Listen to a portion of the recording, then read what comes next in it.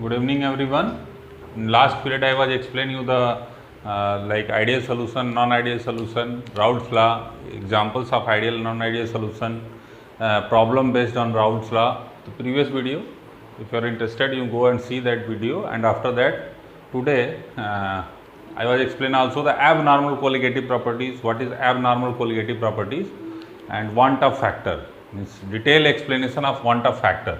पूरा detail explain किया हुआ है कि एसोसिएशन होने पे क्या होगा, डिसोसिएशन होने पे क्या होगा, अगर एसोसिएशन हो रहा है तो फार्मूले में क्या चेंजेज आएंगे, डिसोसिएशन हो रहा है तो क्या फार्मूले में चेंजेज आएंगे, ये सब मैं एक्सप्लेन कर चुका हूँ। पहले वीडियो में जाके आप देख सकते हैं। नॉर्मल कोलिगेटिव प्रॉपर्टीज़ पढ़ाने से पहले एब नॉर्मल कोलिगेटिव प्रॉपर्टीज इसलिए बताया कि अगर कोई न्यूमेरिकल प्रॉब्लम आप सॉल्व करने जाते हो तो उसमें जनरली ये नहीं पूछता है कि आप नॉर्मल का है कि एब नॉर्मल का है कि कहाँ का है, तो उसमें एब नॉर्मल जो वांट ऑफ फैक्टर का यूज़ है वो हमेशा करके चलते हैं। ठीक है, अगर सॉल्यूट जो है, अगर हमारा जो सॉल्यूट है वो कैसा है, non volatile non electrolytes. Non electrolytes means like suppose the urea is there, either glucose is there, means which having organic compound like there is covalent bond.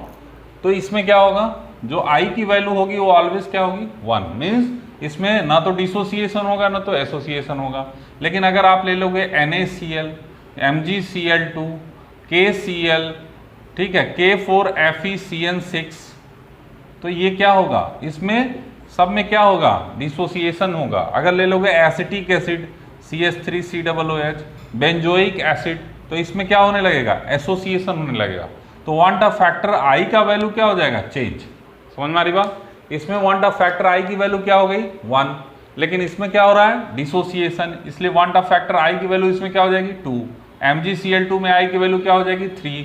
KCl में आई की वैल्यू क्या हो जाएगी, 2। देखो it will dissociate K plus Cl minus. K4Fe, this is known as coordination sphere, it can not dissociate. तो एक ये हो गया और 4 ये हो गया, तो टोटल आई की वैल्यू कितनी हो गई, 5। लेकिन ये तब होगा जब यहाँ पे 100% डिसोसिएशन हो रहा होगा। यहाँ पे क्या हो रहा होगा, 100% डिसोसिएशन। और एसिटिक एसिड है, बेंजोइक एसिड है, acetic acid can form dimer. Dimer means I की वैल्यू डाइमराइज हो गया तो 1/2। ट्राइमर अगर कोई फॉर्मेशन कर रहा है तो क्वेश्चन में दे देगा it can form trimer, then i की वैल्यू क्या हो जाएगी, 1/3। समझ में आ रही बात। तो this is the case of normal case जिसमें association, neither association not dissociation. This is the abnormal case. Abnormal case means इसमें क्या हो रहा है, डिसोसिएशन। आ रही बात समझ में, और इसमें क्या हो रहा है, एसोसिएशन। ये सारा चीज मैं आपको प्रीवियस वीडियो में एक्सप्लेन कर चुका हूं, आप जाके उसको देख सकते हो। आज हम लोग पढ़ेंगे कोलिगेटिव प्रॉपर्टीज का first colligative properties, relative lowering of vapour pressure. What is the meaning of relative lowering of vapour pressure? There are total number of colligative properties is 4. So first is the relative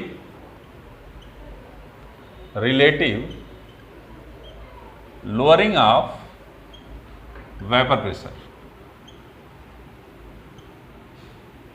ठीक है, आपको पहले बता चुका हूं कि what is vapour pressure, what is the vapour pressure क्या होता है, ये सब पहले ही आपको वीडियो में देख सकते हो, बता चुके हैं डिटेल में।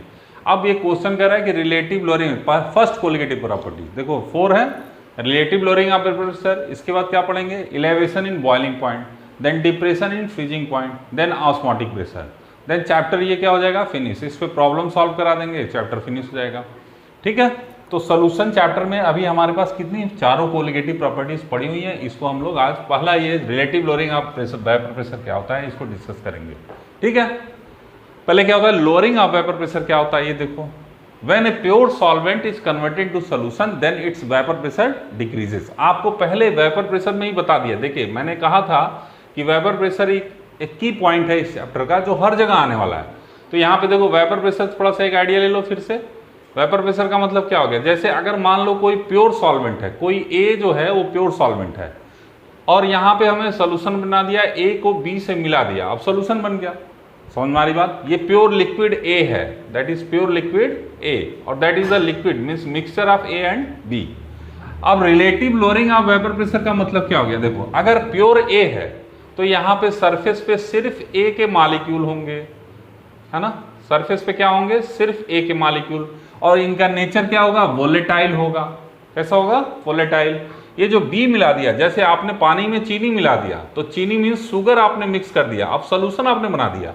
जब सोल्यूशन बना दिया तो इसका nature volatile, it is the non volatile. इसका नेचर कैसा है, नॉन वोलेटाइल, मीन्स ये वेपर में चेंज नहीं होगा।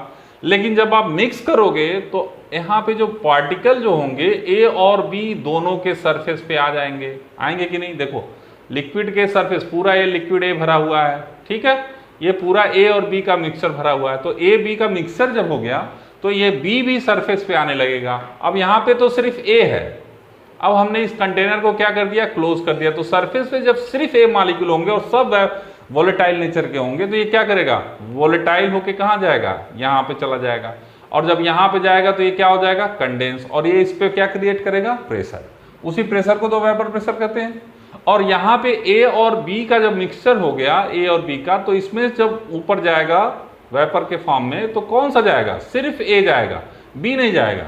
लेकिन एरिया क्या हो गया, कम, मतलब सरफेस एरिया क्या हो गया, कम, यानी कि ए ही सिर्फ वोलेटाइल है। तो वेपर के फॉर्म में जो ए बनेगा उसकी संख्या क्या हो जाएगी, कम, इससे कम हो जाएगी। तो जो प्रेशर होगा वो भी क्या हो जाएगा, कम। समझ में आ रही बात। तो this one is the pure solvent. Pure solvent का वेपर प्रेशर क्या पढ़ते हो, पी नॉट ए। आ रही बात समझ। This is the solution. Solution का वेपर क्या पढ़ते हो, पी ए, है ना। When a pure solvent is converted to solution its vapour pressure decreases. जब कोई प्योर सॉल्वेंट सोल्यूशन में चेंज होता है तो उसका वेपर प्रेशर कम हो जाता है। क्यों हो जाता है आपको बता दिया, ठीक है। इसका मतलब P not a is always greater than P A. समझ में आ रही बात। पी नॉट ए की वैल्यू हमेशा पी ए से क्या होगी, ज्यादा।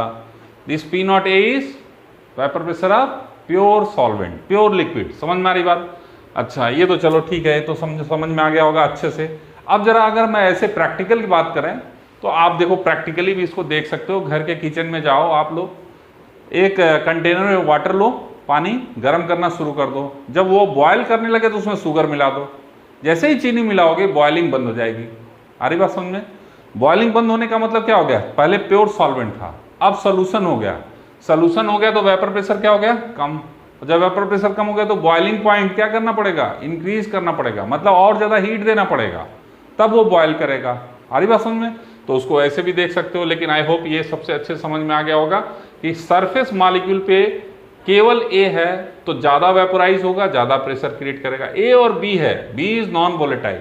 नॉन वोलेटाइल होगा तो क्या होगा, कम वेपर प्रेशर क्रिएट करेगा, प्रेशर कम हो जाएगा। यानी कि सोल्यूशन का वेपर प्रेशर हमेशा प्योर सॉल्वेंट से कम होता है। तो that is P not A minus P A, ये क्या हो गया, that is known as lowering of vapour pressure. इसको क्या बोलेंगे, लोअरिंग ऑफ वेपर प्रेशर। आ रही बात सुनिए। ये देखो प्योर सॉल्वेंट है, ये सोल्यूशन है, दोनों को माइनस करोगे तो क्या होगा, कितना वेपर प्रेशर कम हो रहा है ये पता चल गया। This is known as lowering of vapour pressure. P not A ज्यादा है, पी ए कम है, तो दोनों में से माइनस कर दोगे तो जो आएगा वही क्या हो गया, जो कमी हुई है वही पता चल जाएगा। This is known as lowering of vapour pressure. अब अगर P not A minus P A upon P not A कर दें तो this is known as relative lowering of vapour pressure. आ रही बात समझ में, बात समझ में आ गई। Relative lowering of vapour pressure क्या होता है, बोलो, क्लियर है। What is the meaning of relative lowering of vapour pressure, clear. तो relative lowering of vapour pressure जब राउल्ट्स लॉ बताए थे तो उस समय बताए थे कि relative lowering of vapour pressure is equal to mole fraction of solute. क्या बताया था, मोल फ्रैक्शन ऑफ सॉल्यूट। देखो this is known as lowering of vapour pressure, this is relative lowering of vapour pressure. When I explain you the Raoult's law, that time I was explain कि P naught A minus PA upon P naught A that is equal to X of B means XB is equal to क्या बोलेंगे, this is mole fraction of solute। आ रही बात समझ में। अगर XA रहता that is mole fraction of solvent. बोलो, ये पढ़ाए हैं, मोल फ्रैक्शन बता चुके हैं आपको, प्रीवियस वीडियो में जाके देखिए। तो ये राउल्ट्स लॉ जब बताया था उसी समय फार्मूला निकाला था, relative lowering of vapour pressure is equal to mole fraction of solute. अब मोल फ्रैक्शन का मतलब क्या हो गया, that is equal to fraction means which dissociate from 1, या आप ऐसे बोल सकते उसके मोल अपॉन टोटल मोल। उसके मोल मीन्स जिसका मोल फ्रैक्शन पूछ रहा है उसका मोल, मतलब NB upon Na plus NB। बात समझ रहे हो, यहाँ पे A है तो इसका मोल क्या कहलाएगा, Na, that is the mole fraction of pure solvent, और इसका मोल क्या कहलाएगा, NB, इसका मोल क्या हो जाएगा, Na। आ रही बात समझ में। और Na plus NB is equal to क्या हो गया, mole fraction of solute plus mole fraction of solvent, मतलब टोटल मोल। तो मोल फ्रैक्शन मीन्स उसके बटे टोटल, जिसका मोल पूछा उसका बटे टोटल। आ रही बात समझ में। तो एक फार्मूला आपको मिल गया, बोलो ये एक फार्मूला मिला। लेकिन न्यूमेरिकल में जब प्रॉब्लम में जाएंगे तो इस फार्मूले का यूज कम करते हैं, क्योंकि अभी इसमें वांट ऑफ फैक्टर भी आ जाएगा, आई की भी वैल्यू आ जाएगी। न्यूमेरिकल प्रॉब्लम में जाएंगे तो इसको ऐसे देखो कैसे करेंगे, P0A माइनस PA, या आप इसको ऐसे कर लो, इसको इन्वर्स कर लो और -1 कर लो, मतलब उल्टा करके -1। देखो उल्टा किया -1 कर दिया। अब देखो कोई एतराज नहीं होगा, इसको भी उलट दिया इसको भी उलट दिया। इसका मतलब हम क्या कर सकते हैं, P0A upon P0A minus PA लिख सकते हैं, कोई दिक्कत नहीं है, किसी को होना नहीं चाहिए। That is equal to NA plus NB upon NB लिख सकते हैं। अब उलट दिया और -1 कर दिया। -1 दोनों में करेंगे तो कोई तकलीफ नहीं होगी, दोनों तरफ से -1 कर रहे हैं तो कोई प्रॉब्लम नहीं है, ठीक है। On both side, -1 on both side, ठीक है। आपसे डेरिवेशन नहीं पूछने वाला, डायरेक्ट फार्मूला आपको लिखना है, ठीक है। तो अब क्या बन जाएगा बोलो, P0A, यहाँ पे क्या बन जाएगा, माइनस की जगह क्या करेंगे, P0A माइनस PA, और ये बीच में माइनस रहेगा। आ रही बात समझे। फिर यहाँ क्या हो जाएगा बोलो, P0A minus PA, that is equal to NA plus NB, बोलो ये तो एक साथ हो गया, माइनस NB, बोलो लिख सकते हैं। माइनस NB से ये कैंसिल हो गया। आ रही बात समझ में। ये क्या हो गया, Na, और डिवाइड किससे हुआ है, टोटल डिवाइड किससे हुआ, NB से। आ रही बात समझ में। यहाँ पे देखो अगर ये मल्टीप्लाई करोगे तो ये माइनस हो जाएगा और ये प्लस हो जाएगा, और ये माइनस हो गया और ये प्लस हो गया, तो ये एक दूसरे से कैंसिल हो गया, बचा क्या, प्लस PA बचा।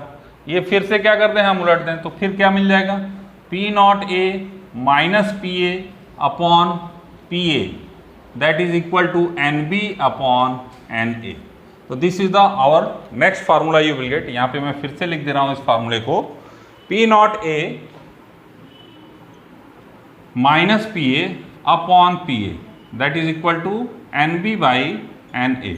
इसमें क्या कर दिया मैंने, फिर से इसको क्या किया, इन्वर्स कर दिया, उल्टा कर दिया, तो हमको ये मिल जाएगा। यानी कि यहाँ पे फिर से क्या किया, जैसे यहाँ पे आपने उल्टा किया है वैसे यहाँ पे उल्टा कर दो, ठीक है। ऐसे उलट दिया, इन्वर्स कर दिया, तो इधर भी किया और इधर भी किया, तो there is no any problem, तो आपको ये मिल जाएगा। आ रही बात समझ में। ये जो फार्मूला है, इसी फार्मूले से आप question, this is for the numerical problem.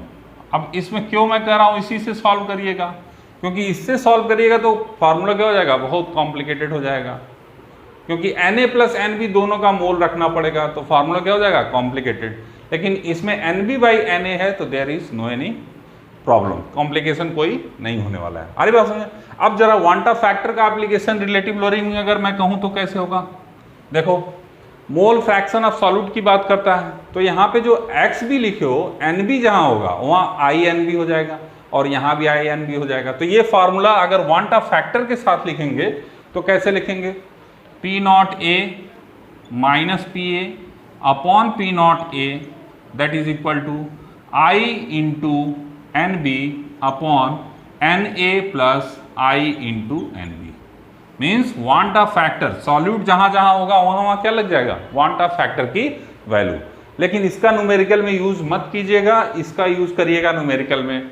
तो यानी कि इसके साथ जब वांट ऑफ फैक्टर लगाएंगे तो फार्मूला क्या हो जाएगा, P0A minus PA upon PA, that is equal to I into NB upon Na। This is formula, this formula is very very important. आ रही बात समझ में, क्लियर। तो this is known as relative lowering of vapour pressure. What is the meaning of relative lowering of vapour pressure, समझ में आ गया। अगर नहीं समझ में आया तो एक बार फिर से वीडियो को देखिए। सिंपल सी बात बताया, what is the means of lowering of vapour pressure, then what is the meaning of relative lowering of vapour pressure, then you are getting this formula, these two formula you will get, this one is for numerical purpose you will use. इसको use कम करेंगे, इसको ज्यादा करेंगे, क्योंकि इसमें कम जो calculation होगा वो कॉम्प्लिकेटेड हो जाएगा, इसमें कॉम्प्लिकेशन कम होगा। अरे बात समझ में? ठीक है। अब इसी फार्मूले को और भी हम रिलेशन बनाना चाहें तो बना सकते हैं। देखिए कैसे।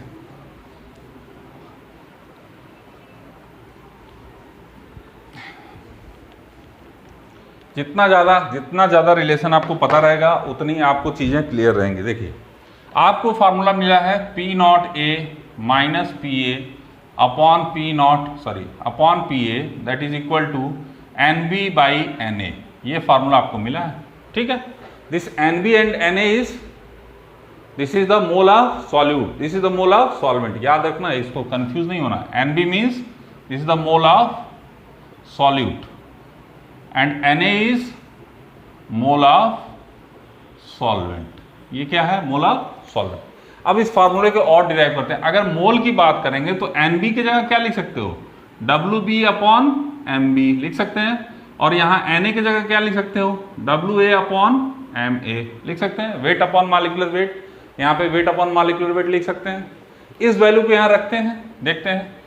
P nought A minus P A upon P A that is equal to लिख सकते हैं W B upon M B upon W A capital में यूज करिए, डब्ल्यू सॉल्वेंट का है, अपॉन एम ए। इसको और ज़्यादा अगर इजी करेंगे तो ये यहाँ चला जाएगा, ये यहाँ चला जाएगा, तो क्या मिलेगा? W B into M A means molecular weight of solvent upon M B into W A means weight of solvent. अब बताओ, अगर दोनों साइड्स में बोथ साइड मल्टीप्लाई बाई 1000 तो किसी को कोई एतराज नहीं होगा। दो बच्चे हैं, दोनों को 1000 रुपये दे दिया है। ऐसा मैं करने वाला नहीं हूँ कि सबको पैसा बांटता चलूँ, लेकिन अगर दो बच्चे हैं, दोनों को 1000 दे दिया तो कोई एतराज नहीं होगा। एक को दिया, एक को नहीं दिया, तब एतराज हो जाएगा। तो हम दोनों साइड में क्या कर दिए? 1000 का मल्टीप्लीकेशन कर दिए, कोई दिक्कत नहीं। अब एक टर्म पढ़ते हैं आप, मोलैलिटी। क्या पढ़ते हो? मोलैलिटी। क्या पढ़े हो? W M into 1000 upon capital W. Remember this formula. अगर याद नहीं है तो पीछे जाके मोलैलिटी वाला देखो वीडियो, ठीक है। तो यहाँ पे तुमको डब्ल्यू बी तो मिल गया, एम बी भी मिल गया, अब यहाँ डब्ल्यू बी ए भी मिल गया, 1000 भी मिल गया। यानी कि हमारा ये जो इतना है, ध्यान देना, ये इतना हमारा क्या हो गया? मोलैलिटी। तो आप डायरेक्ट ऐसे भी लिख सकते हो, P not A minus P A upon P A is equal to molality, this is small m, this is known as molality. क्या कहेंगे इसको? Molality into M A that is the molecular mass of solvent and divided by 1000। एक नया formula आ गया, direct relation. अगर molality दिया हो तो डायरेक्टली आप इससे वैल्यू रख के निकाल सकते हो। ये हमारा क्या है? ध्यान देना, मोलैलिटी, ठीक है। ये हमारा क्या है? एम ए क्या है? That is molecular weight of solvent, ठीक है। And this one is the 1000। तो this is very very important. ये दोनों फार्मूले, ये फार्मूला भी देखो तुमको मिल गया, यहाँ से ये फार्मूला जो इंपॉर्टेंट है, और ये तो खैर एप्लीकेशन यूज नहीं, कम है, इसका कम एप्लीकेशन यूज करना है। वांट ऑफ फैक्टर के साथ इसको लिख सकते हो। डायरेक्ट मोलैलिटी से रिलेशन मैंने आपको बता दिया। तो this is known as relative lowering of vapour pressure. I hope सबको समझ में आ गया what is the meaning of relative lowering of vapour pressure. इसको खूब अच्छे से अपना नोट्स बना लेना, लेकिन सजा के नहीं रखना है, इसको पढ़ लेना 2-4 बार, अच्छे से समझ में आ जाएगा, ठीक है। ओके, तो next one is the next colligative properties is known as elevation in boiling point, ठीक है। चलते हैं इलेवेशन इन बॉइलिंग पॉइंट पे। देखो बेटा, न्यूमेरिकल के लिए भी बता रहे हैं कि कौन सा फार्मूला यूज करना है। सारे फार्मूले अगर यूज करने लगोगे तो न्यूमेरिकल नहीं बनेगा, इसीलिए आपको स्पेशलाइज करके समझा दे रहे हैं कि कौन सा फार्मूला किस न्यूमेरिकल के लिए यूज करोगे, ठीक है। Next colligative properties, that is second one is colligative properties known as elevation in boiling point, ठीक है। Elevation in boiling point. जो अगला कोलिगेटिव प्रॉपर्टीज हम लोग पढ़ने जा रहे हैं वो कोलिगेटिव क्या कहलाता है, इलेवेशन इन बॉइलिंग पॉइंट। तो आपको बताया कि 4 कोलिगेटिव प्रॉपर्टीज होंगे, जिसमें पहला क्या था, relative lowering of vapour pressure, second is elevation in boiling point, third is the depression in freezing point and fourth is the osmotic pressure. तो what is the meaning of elevation in boiling point, what is the meaning of boiling point?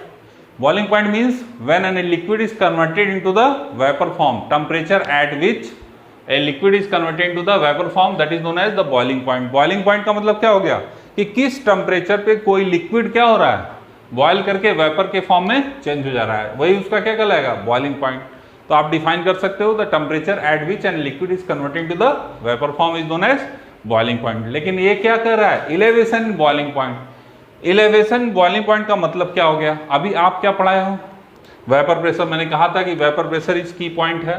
Vapour pressure का मतलब क्या हो गया, बोलो। Vapour pressure का मतलब हो गया कि pressure exerted by the solvent molecule on the surface of liquid, that is known as vapour pressure. तो वेपर प्रेशर इज जब pure solvent is converted to solution तो उसका वेपर प्रेशर क्या हो गया, कम हो गया। वेपर प्रेशर क्या हो गया, कम।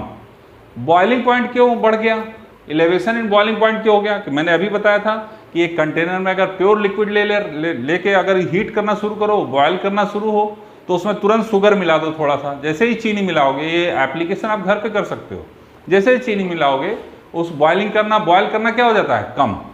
बॉयल करना कम होने का मतलब क्या हो गया, जैसे उसको और ज़्यादा हीट दोगे तो फिर बॉयल स्टार्ट हो जाएगा। आप चाय बनाते होगे तो घर पे देख लो, जैसे ही उबलना शुरू हुआ उसमें चाय पत्ती डाल दो, बॉइलिंग पॉइंट तुरंत क्या हो जाएगा, डिक्रीज। फिर जब हीट करोगे तब बढ़ेगा। तो जो बॉइलिंग पॉइंट, जब प्योर सॉल्वेंट को सॉल्यूशन में कन्वर्ट कर रहे हो तो जो बॉइलिंग पॉइंट में इलेवेशन हो रहा है, मतलब बॉइलिंग पॉइंट जो बढ़ाना पड़ रहा है, उसी को क्या बोलते हैं, इलेवेशन इन बॉइलिंग पॉइंट। तो इसको कैसे लिखोगे, when a pure solvent is converted to solution its vapour pressure decreases. Vapour pressure क्या हो जाता है, डिक्रीज करता है। और boiling point increases, it means vapour pressure से क्या हो गया, ये इनवर्सली प्रोपोर्शनल हो गया। वेपर प्रेशर से क्या हो गया, इनवर्सली प्रोपोर्शनल हो गया। समझ में आ रही बात। और डायरेक्टली प्रोपोर्शनल टू क्या हो जाएगा, फ्रीजिंग पॉइंट। फ्रीजिंग पॉइंट से क्या हो जाएगा, डायरेक्टली प्रोपोर्शनल। तो फ्रीजिंग पॉइंट बाद में पढ़ेंगे, पहले इसको देखो। बॉइलिंग पॉइंट के क्या हो गया, इनवर्सली प्रोपोर्शनल। क्यों, ये तो कम होता है लेकिन ये क्या हो जाता है, बढ़ जाता है। अरे बात, कब ये होता है, when a pure solvent, तो ये लाइन आप लिखोगे, what is the meaning of elevation in boiling point? When a pure solvent is converted into solution, its vapor pressure decreases and boiling point increases. तो this increment in boiling point is known as elevation in boiling point. जब किसी pure solvent को solution में convert करते हैं तो उसका vapour pressure कम हो जाता है, बॉइलिंग पॉइंट बढ़ जाता है। तो जो बॉइलिंग पॉइंट बढ़ रहा है मीन्स इलेवेशन, जितना इलेवेशन हो रहा है उसी को क्या बोलेंगे, इलेवेशन इन बॉइलिंग पॉइंट। समझ में आ रही बात, what is the meaning of elevation in boiling point, समझ में आ रहा होगा। अब अगर नहीं समझ में आ रहा तो कोई बात नहीं, चलो फिर से एक बार जरा देख लो, डिफिनीशन लिख लोगे, what is the meaning of elevation in boiling point. अगर बोर्ड में 2 नंबर का दे दिया कि write down what is the meaning of elevation in boiling point, तो आपको ये डिफिनीशन लिखना पड़ेगा। कैसे लिखोगे, sir, when a pure solvent is converted to solution its vapour pressure decreases, boiling point increases. तो increment in boiling point is known as elevation in boiling point. Okay, note कर लेना। अब देखो क्या है भाई, वेपर प्रेशर और boiling point के बीच थोड़ा सा ये हमारा हो गया टेम्परेचर, मतलब इस पे क्या लिया, टेम्परेचर, और इस पे क्या ले लिया, वेपर प्रेशर। आ रही बात समझ में। अगर 1 एटमॉस्फेरिक 1 ATM से ऊपर होगा तो क्या मान लेते हैं कि बॉयल करने लगेगा। आ रही बात समझ में। तो प्योर सॉल्वेंट जब लोगे तो प्योर सॉल्वेंट का मतलब क्या हो गया, this is the pure solvent. अगर सॉल्यूशन लेते हैं, देखो ये ग्राफ ऐसे क्यों बन रहा है, वेपर प्रेशर किसका ज़्यादा होगा, यहाँ पे क्या है, प्योर सॉल्वेंट है, और यहाँ पे क्या है, सॉल्यूशन। तो वेपर प्रेशर हमेशा सॉल्वेंट का क्या होगा, प्योर सॉल्वेंट का ज़्यादा होगा। इसका मतलब ये हमारा क्या है, दैट इज P0A, और ये हमारा क्या है, दैट इज PA। आ रही बात समझ में। PA मतलब सॉल्यूशन की बात यहाँ कर रहे हैं। आ रही बात समझ में। पहले डाइल्यूट सॉल्यूशन और कंसंट्रेट सॉल्यूशन लोगे तो और नीचे आ जाएगा। आ रही बात समझ में। देखो ग्राफ कैसे बन रहा है, ये दिस वन इज द हमारा क्या होगा, बॉइलिंग पॉइंट हो गया, इसके ऊपर क्या हो जाएगा, बॉयल करने लगेगा। लेकिन अगर P नॉट ए लोगे तो उसका वेपर प्रेशर क्या हो गया, ये वेपर प्रेशर की लाइन है, P नॉट का वेपर प्रेशर मतलब प्योर सॉल्वेंट का वेपर प्रेशर अभी बताया ज़्यादा होगा सोल्यूशन से, तो यहाँ से हमारा ग्राफ प्योर सॉल्वेंट का जा रहा है। आ रही बात समझे? और अगर सोल्यूशन ले लिए तो उसका वेपर प्रेशर कम होगा तो हमारा PA हो गया, तो ये हमारा ग्राफ ये जा रहा है। अब जरा ध्यान देना, ये टेम्परेचर की लाइन है, तो टेम्परेचर पे जब हम इसको मिलाएंगे इस पे तो देखो ये ऐसे बन जाएगा। आ रही बात समझे? ये हमारा क्या हो जाएगा, देखो प्योर सॉल्वेंट है तो टेम्परेचर क्या हो जाएगा, T nought B, boiling point क्यों TB से रिप्रेजेंट करते रहे, ये क्या हो जाएगा, दैट इज TB। आ रही बात समझे? बोलो, ये क्या है हमारा सोल्यूशन का है, इसलिए किससे रिप्रेजेंट किए, TB से। और जो ये पोर्शन हमारा जो मिला है ये प्योर सॉल्वेंट था, जैसे ही आपने प्योर सॉल्वेंट में सॉल्यूट मिलाया तो सोल्यूशन में कन्वर्ट हो गया, जब सोल्यूशन में कन्वर्ट हो गया तो कितना इलेवेशन हुआ, यही हमारा क्या हो जाएगा, डेल TB, मतलब एलिवेशन इन बॉइलिंग पॉइंट हो गया। तो प्योर का क्या हो गया, ये देखो ये इसका बॉइलिंग पॉइंट ये ज्यादा हो गया, that is equal to TB minus T nought B। अरे बात समझे? This is known as elevation in boiling point and this one is known as boiling point of solution। ठीक है, this one is known as boiling point of solvent, मतलब pure solvent T nought B। आ रही बात समझ? तो आपको एक formula मिल गया, TB elevation in boiling point means elevation in boiling point of solution minus boiling point of pure solvent। आ रही बात समझ? क्लियर?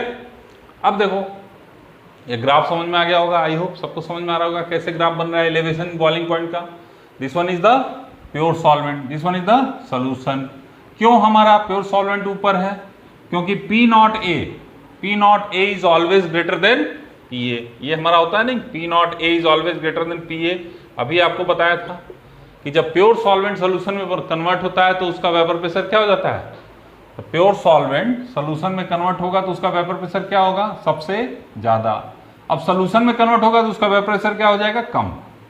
तो पहले ही बता चुके हैं कि when a pure solvent is converted to solution its vapour pressure decreases, boiling point increases, freezing point decreases. तो this increment in boiling point is known as elevation in boiling point. Clear? समझ में आ गया होगा, आई hope सबको समझ में आ रहा होगा। बोलो क्लियर? इसको आप ऐसे, फर्स्ट फार्मूला ये हमारा हो गया। Second formula, delta TB is directly proportional to molality. ये किसके बराबर हो जाएगा, मोलैलिटी के डायरेक्टली प्रोपोर्शनल हो जाएगा। क्यों होगा, क्योंकि जितना ज्यादा सॉल्यूट मिलाते जाओगे उतना ज्यादा इलेवेशन होने लगेगा बॉइलिंग पॉइंट में। तो यानी कि सॉल्यूट पे जब डिपेंड करेगा तो मोलैलिटी पे भी डिपेंड करेगा। बोलो, सॉल्यूट पे डिपेंड करेगा तो यहाँ पे देखो, यहाँ पे क्या लिया हमने, सोल्यूशन। कौन सा सोल्यूशन है, डाइल्यूट सोल्यूशन। अब अगर कंसंट्रेट सोल्यूशन ले लोगे तो यहाँ पे आ जाएगा। आ रही बात समझ में? मतलब जैसे जैसे आप सोल्यूशन बनाते जाओगे, मतलब सॉल्यूट का अमाउंट बढ़ाते जाओगे, तो ये क्या हो जाएगा, वेपर प्रेशर घटने लगेगा और बॉइलिंग पॉइंट क्या होगा, बढ़ने लगेगा। आ रही बात समझ में? क्लियर? तो दिस सेकेंड फॉर्मूला अगर आप लिख सकते हो कि elevation in boiling point is directly proportional to molality. क्यों हुआ, समझ में आया सबको? मोलैलिटी की डायरेक्टली प्रोपोर्शनल कैसे हो गया, बोलो। दिस इज सेकंड फार्मूला कि elevation in boiling point is directly proportional to molality. Why? Because molality में क्या पढ़े हो अभी आप formula, molality is equal to N/W kg of solvent, यही पढ़ते हो ना। तो ये हमारा N क्या है, मोल ऑफ सॉल्यूट। तो जितना मोल मिलाते जाओगे उतना ज्यादा वेपर प्रेशर बढ़ता जा रहा है। तो डायरेक्टली प्रोपोर्शनल किसके हो गया, मोल के। तो मोल किसके रिलेशन है, डायरेक्टली मोलैलिटी से। तो हम लिख सकते हैं delta TB is directly proportional to molality. क्यों लिखा, समझ में आ गया? फिर क्या लिख सकते हो, delta TB is equal to KB into molality. अरे बात समझ में? This one is the molality and this one is ebullioscopic constant. Ebullioscopic constant, इसको क्या बोलते हैं, एक कांस्टेंट ले लिया, इबिलियोस्कोपिक कांस्टेंट इसका नाम है। इलेवेशन इन बॉइलिंग पॉइंट के कांस्टेंट को क्या बोलेंगे, इबिलियोस्कोपिक कांस्टेंट। तो ये हमारा एक और फार्मूला मिल गया। आ रही बात समझ? This is formula number 3। अब इसमें वांट ऑफ फैक्टर को तो ऐड करना ही है, तो जो आपको मेन फार्मूला मिलेगा न्यूमेरिकल के लिए, delta T B is equal to I into K B into molality. अब इस मोलैलिटी को भी इलेबरेट कर देते हैं, तो delta T B is equal to I into K B into that is weight upon molecular weight solute into 1000 upon capital W gram of solvent. This is the gram of solvent. अरे बस में this is the weight upon molecular WA small a, this is the weight of solute and this MB, this one MB is this, चलो W इसको sorry B लिख लो, इसको भी B लिख लो, तो ये हमारा B हो जाएगा, ये भी B हो जाएगा। क्या होगा?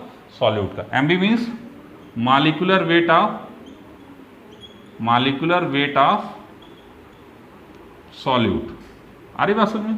और ये W ग्राम ऑफ सॉल्वेंट, मतलब ये सॉल्वेंट हो गया कैपिटल W, तो आपका ये फार्मूला मिल जाता है। आ रही बात समझ? ठीक है, इसको इलेवेशन कांस्टेंट भी बोलते हैं। क्या बोलते हैं? Elevation constant. अगर इलेवेशन कांस्टेंट को दो तरह से बोल सकते हैं, molar elevation constant and molecular elevation constant. दोनों में क्या डिफरेंस है अभी हम बताते हैं। ये फार्मूला समझ में आ गया सबको कैसे बन रहा है?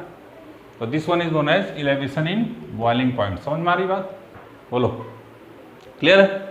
अब अगर हम कहें कि इसका यूनिट क्या हो जाएगा इलेवेशन बॉइलिंग पॉइंट का, जरा देखना, ये पूछता है, कई बार पूछा हुआ है। Delta T B is equal to K B into molality.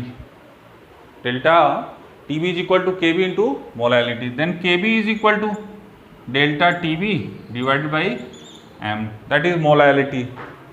Delta T B किस में रखेंगे? आइदर डिग्री सेंटीग्रेड और केल्विन में, और मोलैलिटी मीन्स क्या होगा? यहाँ देखो, मोल पर केजी ऑफ सॉल्वेंट। तो मोल पर केजी ऑफ सॉल्वेंट मीन्स इसका तो मोल ही हो जाएगा, इसका पर केजी ऑफ सॉल्वेंट हो जाएगा। तो बताओ इसको यूनिट कैसे लिखोगे? लिख सकते हो डिग्री सेंटीग्रेड में अगर रखोगे तो लग सकते हैं डिग्री सेंटीग्रेड मोल पर केजी, तो डिग्री सेंटीग्रेड केजी कहाँ चला जाएगा? ऊपर, पर मोल। और इसी को लिख सकते हो, कहीं कहीं इसमें लिखा होगा केल्विन में, तो केल्विन केजी पर मोल। आ रही बात समझ में? केल्विन केजी पर मोल। तो this is the unit of, ये कई बार पूछा हुआ है भाई, ऑब्जेक्टिव के लिए भी इंपॉर्टेंट है और सब्जेक्टिव के लिए भी। बोर्ड में भी कभी कभी पूछ देता है, बहुत छोटी चीज़ है लेकिन पूछ देता है। ठीक है, तो this one is the delta T B जो आई इंटू, और अगर यहाँ आई रखते हो तो आई इज द यूनिटलेस, इसकी कोई यूनिट नहीं होती है। ठीक है, यूनिटलेस होता है, इसलिए हमको ये यूनिट मिल जाएगी, डिग्री सेंटीग्रेड केजी पर मोल और केल्विन केजी पर मोल। कैसे हुआ समझ में आया? ये देखो, इसका इलेवेशन बॉइलिंग पॉइंट टेम्परेचर से रिलेटेड है, तो आइदर डिग्री सेंटीग्रेड और केल्विन में रखेंगे, या ये मोल पर केजी, मोलैलिटी मीन्स मोल पर केजी, तो मोल यहाँ रहेगा, केजी ऊपर चला जाएगा, तो केजी पर मोल, तो केल्विन केजी पर मोल। ठीक है, तो this is the unit of KV. समझ में आया? अब जो टर्म मैंने बोला कि इलेवेशन कांस्टेंट को दो टर्म से रिप्रेजेंट कर सकते हैं, आइदर मोलर इलेवेशन कांस्टेंट, क्या बोल सकते हैं?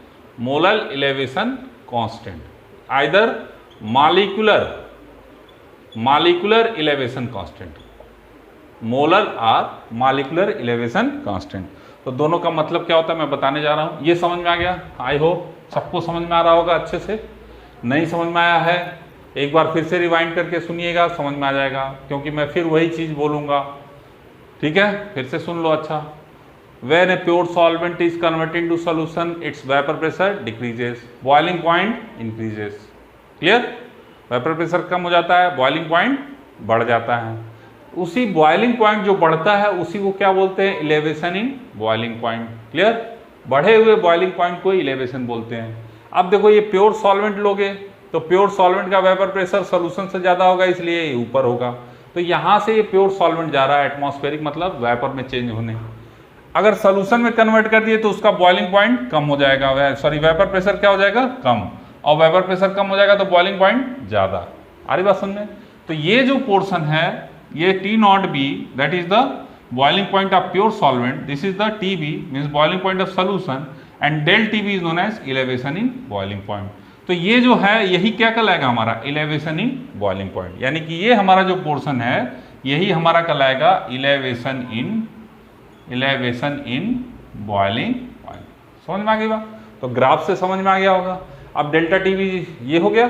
फिर आपको क्या बताया मैंने कि it is directly proportional to molality. Delta TV KB into mole, KB is known as ebullioscopic constant or elevation constant. Elevation constant को दो तरह से बता सकते हैं, molar elevation constant and molecular elevation constant, हम अभी बताएंगे।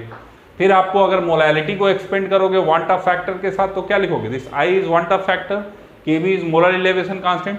केबी की वैल्यू हमेशा क्वेश्चन में दे देगा, KB for it is a constant, H2O is 0.52, generally इसका क्या हो जाएगा 0.52 केल्विन केजी पर मोल। तो यूनिट आप पहले निकाल चुके हो, केल्विन केजी पर मोल, ये वैल्यू होती है फॉर वाटर। कैसे निकलता है ये भी मैं अभी आपको बताता हूँ। ये समझ में आ गया कि नहीं? ठीक है,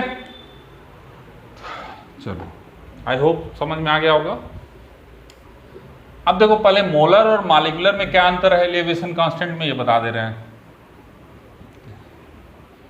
ये डिफिनीशन आपसे बोर्ड में भी पूछ सकता है, what is the definition of molar elevation constant and molecular elevation constant.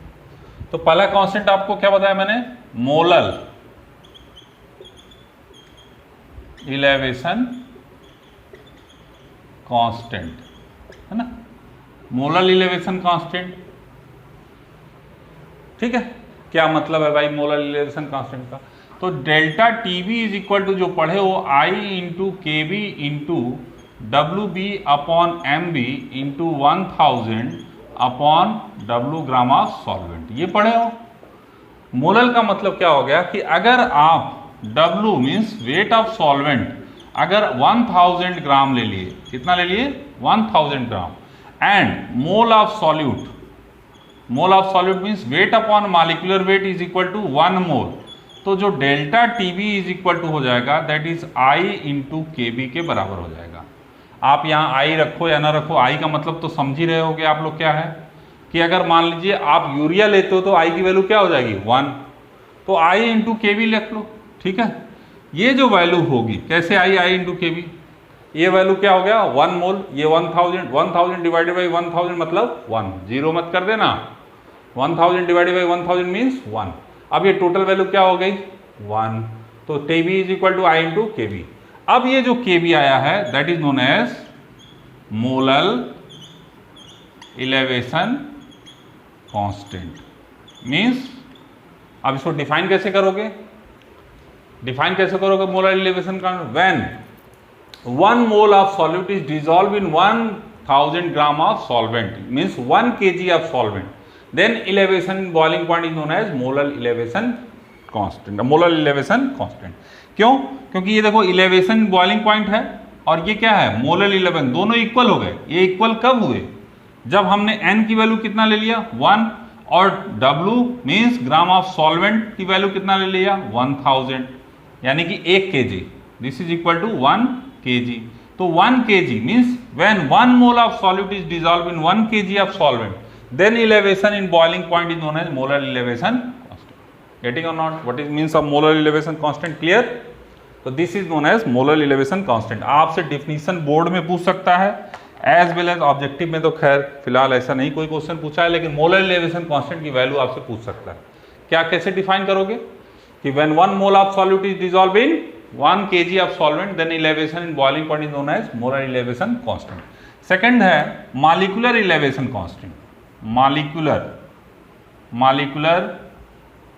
elevation constant। What is the meaning of molecular elevation constant? Same as delta TB is equal to I into बोलो KB into weight upon molecular weight into 1000 upon W। अब बताओ इस value को 1 mole means mole is equal to 1, अगर weight upon molecular weight 1, it means when a 1 mole of solute is dissolve in W जो लेंगे वो 100 ग्राम ले लेंगे, कितना ले लेंगे 100 ग्राम ऑफ सॉल्वेंट। तो बताओ क्या हो जाएगा, डेल्टा टीबी की वैल्यू क्या हो जाएगी that is i into K B into 10, I into K B into 10। यहाँ पे 100 ग्राम रखोगे तो क्या बच जाएगा 10। अरे बात समझे, तो ये जो हमारा ये वैल्यू आया है I into K B into 10, इसी को हम लिख सकते हैं के बी डैश, और इसको बोलेंगे molecular elevation constant, molecular elevation constant. आ रही बात समझे? ये हमारा क्या हो गया, K B dash is equal to molecular elevation constant. अब फिर से सुन लो, डेफिनेशन कैसे करोगे molecular elevation constant. When 1 mole of solute is dissolve in 100 gram of solvent, then elevation boiling point is known as molecular elevation constant. तो ये दो टर्म थे जो इलेवेशन इवेल्यूस्कोपिक कांस्टेंट से रिलेटेड थे, मोलर एंड मॉलिक्यूलर। सबको समझ में आ गया? I hope it is clear. अब नेक्स्ट वीडियो में I will give you the question related to the elevation in boiling point and relative lowering of vapor pressure, as well as I will start the depression in freezing point and osmotic pressure. Thank you so much.